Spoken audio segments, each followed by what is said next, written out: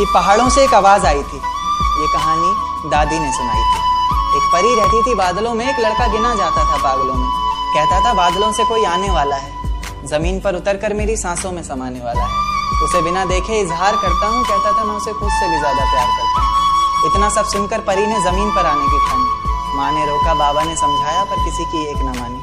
रात का वक्त चारों तरफ अंधेरा था, रोशनी के नाम पर बस चांद का बसेरा। अब चांद से याद आया कि चांद की रोशनी भी तो फीकी पड़ जाएगी जब वो उतरकर मेरी छत पर आएगी। तो कहानी ने नया मोड़ लिया। परी ने प्यार की खातिर ख्वाबों से रिश्ता तोड़ लिया।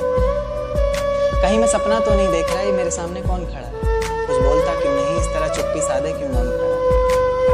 फिर उसने कहा कि माँ बाबा घर बार सब छोड़ दिया मैंने, बहुत ख्वाब सजाए थे, काफी ऊंचा उड़ना था, सब तोड़ दिया मैंने। आज से मेरे किस्मत के ताले की चाबी तुम हो, बेचैन सी मेरी धड़कन की बेताबी तुम हो। मेरा सुख दुख हंसना रोना सब तुम पर निर्भर करता है, चेहरे की खिलखिलाहट हो या पल के भिगोना सब तुम पर निर्भर करता है। उसके बाद दुनिया बदली, वक्त बदला, बदला ये संसार सारा। प्यार की कस्में वादे झूठे निकले, झूठा निकला प्यार सारा। अब मोहब्बत से नहीं, उसे गालियों से पुकारता। गालियों से बस नहीं चलता तो कभी हाथों से मारता। दर्द में कराती रोती बिलखती किसे पुकारती वो? अफसोस होता फैसले पर अपने जब भी शीशे में खुद को निहारती वो। उसकी कमियां निकालता है हर वक्त, कभी तो खुद को खोट दे।